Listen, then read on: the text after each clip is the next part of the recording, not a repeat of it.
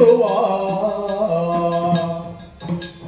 ಹರುಷದಿ ನಿಜ ಕಿಂಕರರೆ ದೊರೆದು ಮನದಿರವನು ಪಾಲಿಸುತ್ತಿರುವ ವಿನಾಯಕ ಆಶಾಂಕುಶಧರನೇ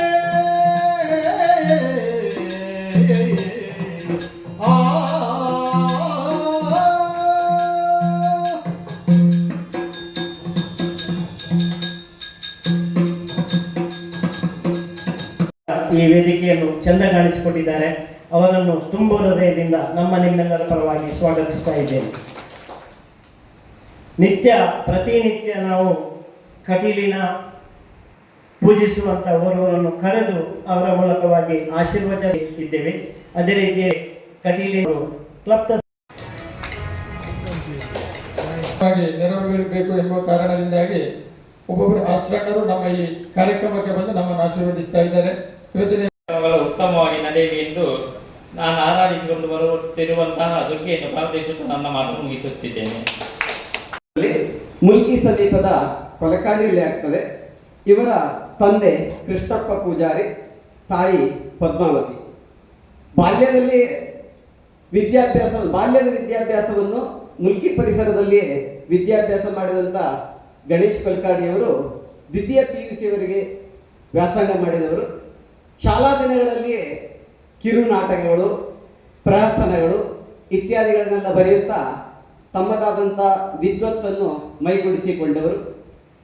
ಆನಂತರ ಅವರು ಯಕ್ಷಗಾನ, ಹಿಮ್ಮೇಳ, ಮುಮ್ಮೇಳ ಇತ್ಯಾದಿಗಳಲ್ಲಿ ತನ್ನನ್ನು ತಾನು ತೊಡಗಿಸಿಕೊಂಡಂಥ ಮಹಾನ್ ವ್ಯಕ್ತಿ.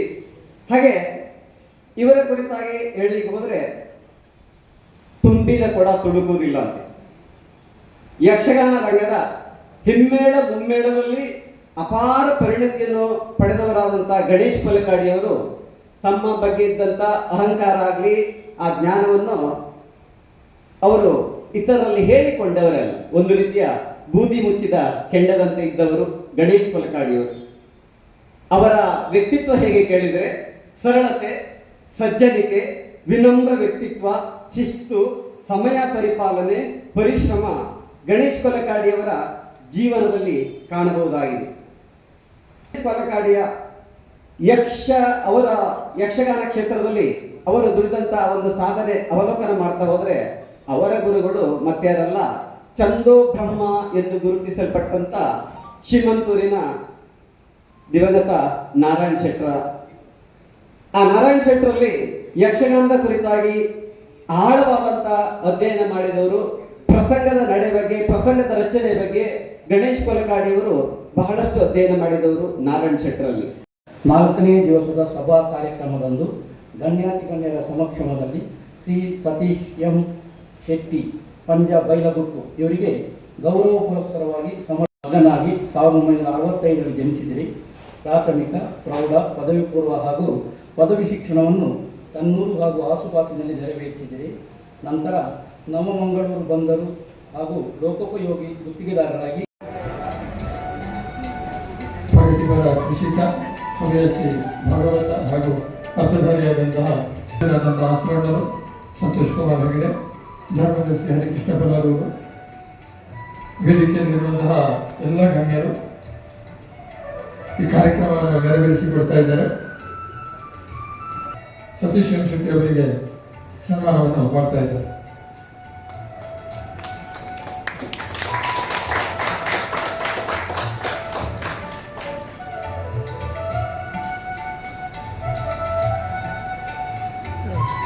ಬಪ್ಪನವರ ತಾಯಿಗೆ ವಂದಿಸುತ್ತಾ ಕುರು ರಾಘವೇಂದ್ರ ರಾಯರಿಗೆ ಸಾಷ್ಟಾಂಗ ಪ್ರಣಾಮಗಳನ್ನು ಸಲ್ಲಿಸುತ್ತಾ ಶ್ರೀ ಕ್ಷೇತ್ರ ಕಟೀಲಿನ ಶ್ರೀನಿವಾಸ ಸರ್ಗೆ ಪಾದಾಂಜಲಿಗೆ ನಿಮಗೆ ಒಂದು ಸನ್ಮಾನ ಉಂಟು ಅಂತ ಹೇಳಿದರು. ಯಾಕೆಂತ ಕೇಳಿದೆ ನಾನು. ಅಂದರೆ ಯಕ್ಷಗಾರಿ ಅದು ಯಕ್ಷಗಾನ ಕ್ಷೇತ್ರದಲ್ಲಿ ಕೊಡುವಂತಹ ಸನ್ಮಾನ. ನಾವು ಕೃಷಿ ಕ್ಷೇತ್ರದಲ್ಲಿ ಸನ್ಮಾನವನ್ನು ಪಡೆದಿದ್ದೇವೆ. ಯಾಕೆಂದರೆ ಶ್ರೀತ ಧರ್ಮದರ್ಶಿ ಪುನರೂರು ಕೂಡ ಎಷ್ಟು ಪ್ರಾಯ ಆದರೂ ನಮ್ಮ ಮನೆಗೆ ಬಂದು ಒಂದು ದೊಡ್ಡ ಕಾರ್ಯಕ್ರಮವನ್ನು ಮಾಡಿ ನನ್ನನ್ನು ಸನ್ಮಾನಿಸಿದ್ದಾರೆ. ಬಂಟ ಸಂಘದ ಅಧ್ಯಕ್ಷರು ಕೂಡ ಇದ್ದಾರೆ. ನಾನು ಹೇಳಿದೆ, ಅಂದರೆ ಸುಮಾರು ಒಂದು ಯಕ್ಷಗಾರಿ ಪ್ರಾರಂಭವಾದಕ್ಕಿಂತ ಮೊದಲು ನಮ್ಮ ಪಂಚದಲ್ಲಿ ನಾವು ಯಕ್ಷಗಾನ ತರಗತಿಯನ್ನು ಪ್ರಾರಂಭಿಸಿದ್ದೆವು. ನಮ್ಮ ಅಣ್ಣಂದಿರು ಅವಾಗ ನಾವು ಸ್ವಲ್ಪ ಕಿರಿಯವ. ಪ್ರಾರಂಭಕ್ಕೆ ಸುಮಾರು ಒಂದು 40 ಜನ ಸದಸ್ಯರಿದ್ದರು. ನಮಗೆ ದೇವರ ಪಾದ ಸೇರಿರುವಂತಹ ಅಣ್ಣು ಭಟ್ರಂತ ಗುರುಪುರ ನಮ್ಮ ಗುರುಗಳು, ಅವರು ಮದ್ದಲೆ, ಭಾಗವತಿಗೆ, ಯಕ್ಷಗಾನ ಕುಣಿಕೆ ಎಲ್ಲವನ್ನು ಕಲಿಸಿದ್ರು ಒಬ್ಬರಿಗೆ. ಆದರೆ ಒಂದು 7-8 ತಿಂಗಳು ಹೋಯಿತು. ಆನಂತರ ಅವರಿಗೆ ಕೂಡ ಬರಲಿಕ್ಕಾಗಲಿಲ್ಲ. ನಾವೊಂದು 5-6 ಜನ ಮಾತ್ರ ಉಳಿದೆವು ಲಾಸ್ಟಿಗೆ. ಭಜನಾ ಕ್ಷೇತ್ರದಲ್ಲಿ ಇವತ್ತಿಗೂ ಒಂದು 42 ವರ್ಷದಿಂದ ದೇವರ ಸೇವೆಯನ್ನು ಮಾಡ್ತಾ ಅಂತ ಹೇಳ್ತೇನೆ. ಈ ಸಂದರ್ಭದಲ್ಲಿ ಹೇಳ್ತೇನೆ, ನಮಗೆ ಬಹಳ ಹಿತೈಷಿಗಳು. ವಸಂತ ದೇವಡಿಗರು ನಮ್ಮೂರಿನವರು ಅಂತ ಹೇಳಿ ನನಗೆ ಹೆಮ್ಮೆ ಆಗ್ತದೆ. ಯಾಕಂದ್ರೆ ನಾವೆಲ್ಲ ವಿಠೋಬಾ ಭಜನಾ ಮಂದಿರ ಅಂದ್ರೆ ಅದು ಪ್ರಾರಂಭ ಆಗಿ ಈಗ 68 ವರ್ಷ ಆಯಿತು. ಶ್ರೀಕೃಷ್ಣ ಜನ್ಮಾಷ್ಟಮಿ ದಿವಸ ಪ್ರಾರಂಭಗೊಂಡಂತಹ ಮಂಡಳಿ ನಮ್ಮ ಹಿರಿಯರು ಮಾಡಿದಂಥದ್ದು. ಅದರ ಮರು ದಿವಸ ನಾವು ಯಕ್ಷಗಾನ ಹರಿಕಥೆಯನ್ನು ತುಂಬ 30-40 ವರ್ಷದಿಂದ ಹರಿಕಥಾ ಕಾಲಕ್ಷೇಪವನ್ನು ಮಾಡ್ತಿದ್ದೆವು. ಅನಂತರ ಯಕ್ಷಗಾನವನ್ನು ಮಾಡ್ತಿದ್ದೆವು. ಆವಾಗ ವಸಂತ ದೇವಡಿಗರು, ಪಶುಪತಿ ಶಾಸ್ತ್ರಿಯವರು, ಪದ್ಮನಾಭ ಶೆಟ್ಟಿಗಾರರು ಎಲ್ಲ ನಮಗೆ ಸಹಕಾರ ಕೊಡುವರು. ಒಮ್ಮೆ ಕೃಷ್ಣಲೀಲೆ, ಕಂಸವಧೆ ಯಕ್ಷಗಾನವನ್ನು ಮಾಡಿದ್ದೆವು. ಕಂಸನಾಗಿ ವಸಂತ ದೇವಡಿಗರಿದ್ದರು, ಎರಡನೇ ಕೃಷ್ಣನಾಗಿ ಪಶುಪತಿ ಶಾಸ್ತ್ರಿಯವರು, ಹಾಗೆ ವಿಜಯನಾಗಿ ನಾನು ಕೂಡ ಭಾಗವಹಿಸ್ತೇನೆ. ಯಾಕಂದ್ರೆ ನಾನು ಅರ್ಥಧಾರಿ ಅಲ್ಲ, ಯಕ್ಷಗಾನದಲ್ಲಿ ಒಂದೊಂದು ಪಾತ್ರವನ್ನು ವಿಭಜಿಸಿದ್ದೇವೆ. ಆದರೆ ಅನಂತರ ಶನಿ ಮಂಡಳಿ ಅಂದರೆ ಆವಾಗ ಬೆರಳೆಣಿಕೆಯ ಶನಿ ಮಂಡಳಿಗಳಿತ್ತು. ನಮ್ಮದು ಪಂಚಬೇಕೂರು ಶನಿ ಮಂಡಳಿ ಬಹಳ ಪುರಾಣವಾದದ್ದು, ಸುಮಾರು 62 ವರ್ಷ ಆಯಿತು. ಅದಕ್ಕೆ ಕೂಡ ನಾವು ಬಹಳ ದೂರದ ಊರುಗಳಿಗೆ ಶನಿ ಪೂಜೆ ಅಂದರೆ ಯಕ್ಷಗಾನ ತಾಳಮಂದಿರ ರೂಪದಲ್ಲಿ ನಾವು ಪೂಜೆಯನ್ನು ಮಾಡ್ತಿದ್ದೆವು. ನಮ್ಮ ಹಿರಿಯರೊಟ್ಟಿಗೆ ನಾವೆಲ್ಲ ಅಲ್ಲಿ ಹೋಗಿ ಸ್ವಲ್ಪ ಭಾಗವತಿಕೆಯನ್ನು ಮಾಡ್ತಿದ್ದೆವು. ಅದನ್ನು ಮತ್ತೆ ಇವತ್ತು ನೆನಪಿಸಿದ್ದೇವೆ. ಯಾಕಂದ್ರೆ ಇದು ಮಹಾನ್ ಯಕ್ಷಗಾನ ಘಟಾನುಘಟಿಗಳು ತಪಸ್ಸು ಮಾಡಿದಂತಹ ಜಾಗ ಇದು ನನ್ನ ಲೆಕ್ಕದಲ್ಲಿ. ಅದರಿಂದಾಗಿ ಇದೊಂದು ಪುಣ್ಯದ ಜಾಗ.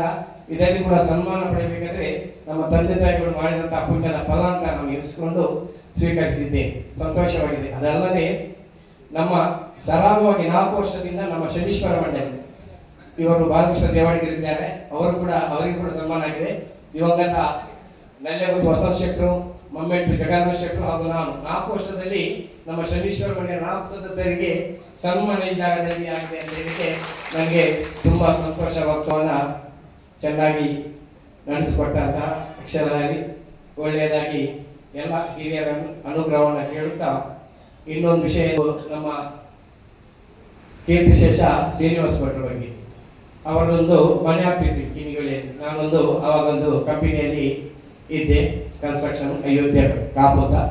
ನಾನು ಅವರ ಪರಿಚಯ ಆದದ್ದು ಆವಾಗಲೇ ನಾವು ಅಲ್ಲಿ ಯಕ್ಷಗಾನವನ್ನು ಕೂಡ ಕಲಿತಿದ್ದೆವು. ಯಾವಾಗ ನೋಡಿದ್ರು ಭಾಗವತರೇ ಅಂತ ಹೇಳಿ ಶ್ರೀಪತಿ ಇವರು ಪಶುಪತಿ ಶಾಸ್ತ್ರಿ ಇದ್ದಾರೆ. ಅದರಿಂದಾಗಿ ನಮಗೆ ನಮ್ಮನೆ ಮುಲಾಜಿ ಆಗುದು ಯಾಕೆ ಹೇಳ್ತಾರಪ್ಪ ಅಂತ ಹೇಳಿ. ಯಾಕಂದ್ರೆ ಯಾವುದೇ ವಿದ್ಯೆಯನ್ನು ನಾವು ಸಂಪೂರ್ಣವಾಗಿ ಕಲಿತರೆ ಮಾತ್ರ ನಮಗೆ ಕೂಡ ಅದು ಸಂತೋಷವಾಗ್ತದೆ. ನಾವೆಲ್ಲ ಸರಿಯಾದ ಮಟ್ಟಕ್ಕೆ ಹೋಗಲಿಲ್ಲ.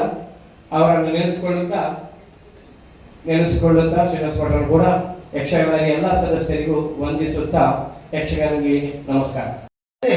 ಆತನ ಪರಿಶ್ರಮ ಹಲವಾರು ವರ್ಷಗಳದ್ದಿರುತ್ತದೆ. ಆ ಪರಿಶ್ರಮಕ್ಕೆ ಪ್ರತಿಫಲ ಸಿಗುವಂಥದ್ದು ಆತನ ಪ್ರದರ್ಶನ ನೀಡಿದ ವೇಳೆ. ಯಾವತ್ತೂ ಕೂಡ ಪರಿಶ್ರಮಕ್ಕೆ ಫೇಲ್ಯೂರ್ ಅಂತ ಇಲ್ಲ ಅನ್ನುವಂಥದ್ದನ್ನು ಯಕ್ಷಗಾನ ನಮಗೆ ಹೇಳಿಕೊಡ್ತದೆ. ಮೂರನೇದ್ದು, ಇಡೀ ಪ್ರಪಂಚದ ಎಲ್ಲ ಸಂಸ್ಕೃತಿಗಳನ್ನು ನಾವು ಪರಿಗಣನೆಗೆ ತಗೊಂಡ್ರೆ ನಮ್ಮ ಭಾರತೀಯ ಸಂಸ್ಕೃತಿ ಅತ್ಯಂತ ಉನ್ನತವಾದಂತಹ ಸ್ಥಾನದಲ್ಲಿದೆ. ಈ ಸಂಸ್ಕೃತಿಯನ್ನ ಜಗತ್ತಿನ ಉದ್ದಗಲಕ್ಕೆ ನಾವು ಪಸರಿಸಬೇಕು ಅಂತಾದರೆ ಯಕ್ಷಗಾನದ ಕೊಡುಗೆ ಬಹಳ ಮುಖ್ಯವಾದದ್ದು ಅನ್ನುವಂಥದ್ದನ್ನು ನಾನು ಹೇಳುವುದಕ್ಕೆ ಇಷ್ಟಪಡ್ತೇನೆ. ಅತ್ಯಂತ ಸುಂದರವಾದಂತಹ ಭಾಷೆ. ಈ ಭಾಷೆಯನ್ನ ವಿಶ್ವದ ಉದ್ದಗಲಕ್ಕೆ ತಲುಪಿಸುವಲ್ಲಿ ಯಕ್ಷಗಾನ ಬಹಳ ಮುಖ್ಯವಾದಂತಹ ಪಾತ್ರವನ್ನು ನಿರ್ವಹಿಸ್ತಾ ಇದೆ. 5ನೇದ್ದು ನಮ್ಮ ಜೀವನದ ನೀತಿ. ಬಂಧುಗಳೇ, ಒಬ್ಬ ರಾಜನ ಪಾತ್ರವನ್ನ ನಿರ್ವಹಣೆ ಮಾಡಿದಂಥ ಒಬ್ಬ ಕಲಾವಿದ ಪಾತ್ರವನ್ನ ಕಳಚಿದ ಮೇಲೆ ಸಾಮಾನ್ಯ ಮನುಷ್ಯನಾಗ್ತಾನೆ. ಇದು ನಮಗೆ ಏನನ್ನ ಅರ್ಥೈಸಿಕೊಳ್ಳಿಕ್ಕೆ ಅವಕಾಶ ಮಾಡಿಕೊಡ್ತದೆ ಅಂತ ಹೇಳಿದ್ರೆ, ನಮ್ಮ ಜೀವನದಲ್ಲಿ ಬರುವಂತಹ ಹಣ, ನಮ್ಮ ಜೀವನದಲ್ಲಿ ಬರುವಂತಹ ಪೊಸಿಷನ್ಸ್, ಅಧಿಕಾರ ಎಲ್ಲವೂ ಕೂಡ ಕ್ಷಣಿಕ.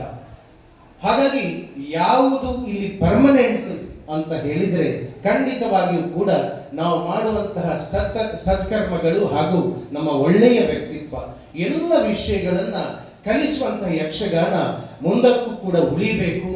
ಅದು ಖಂಡಿತವಾಗಿಯೂ ಕೂಡ ಈ ಸಮಾಜದಲ್ಲಿ ಇರುವಂತಹ ಎಲ್ಲ ಯುವ ಪೀಳಿಗೆ ಅದನ್ನ ಉಳಿಸಿಕೊಂಡು ಬೆಳೆಸಿಕೊಂಡು ಹೋಗುವಂತಾಗಲಿ. ಹಾಗೆ ಈ ಯಕ್ಷಗಾರಿ ಮಾಡಿರುವಂತಹ ಎಲ್ಲ ಸಾಧನೆಗಳನ್ನು ಈ ಸಂದರ್ಭದಲ್ಲಿ ನೀವೆಲ್ಲರೂ ಕೂಡ ಕೇಳಿದ್ದೀರಿ.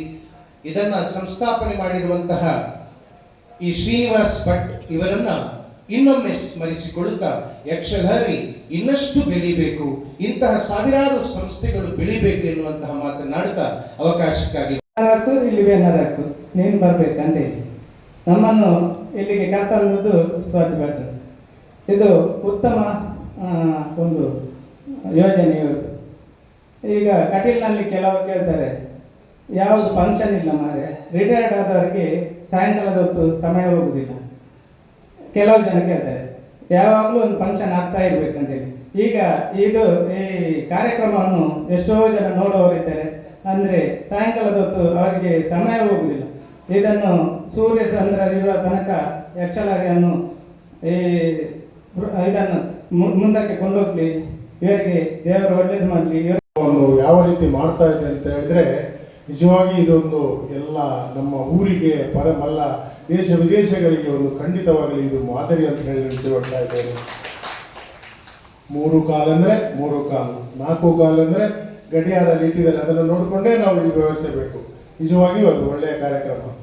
ಅಲ್ಲದಲ್ಲದೆ ಈ ಯಕ್ಷಗಾರಿಯನ್ನು ಸ್ಥಾಪನೆ ಮಾಡಿದಂಥ ಶ್ರೀನಿವಾಸ ಭಟ್ರು, ಹಾಗೆ ನಮ್ಮ ಸ್ವಾತಿ ಭಟ್ರು, ಹಾಗೆ ಅನೇಕ ಹಿರಿಯ ಚೇತನಗಳನ್ನು ಮೊದಲಿಗೆ ಒಂದು ಸ್ಮರಿಸುತ್ತಾ ಅವರನ್ನು ಅಭಿನಂದಿಸುತ್ತಾ ಈ ಕಾರ್ಯಕ್ರಮ ಒಳ್ಳೆಯ ಕಾರ್ಯಕ್ರಮ.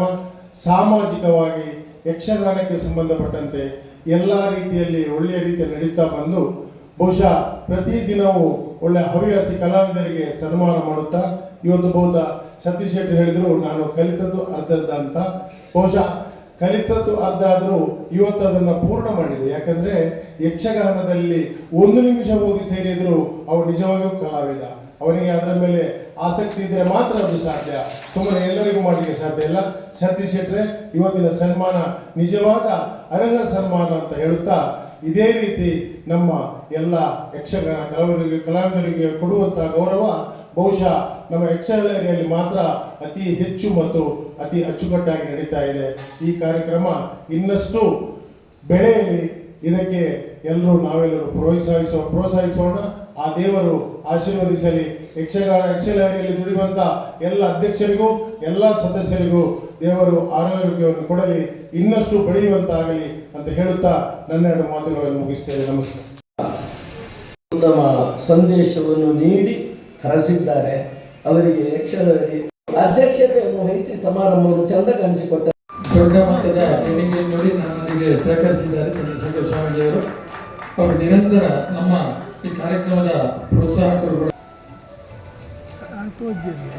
ಈ ಸಸಿಯನ್ನು ನೀಡಿ ಅವರಿಗೆ ಸ್ಮರಣಿಕೆ ನೀಡಿ ಗೌರವಿಸ್ತಾ ಇದ್ದೇವೆ.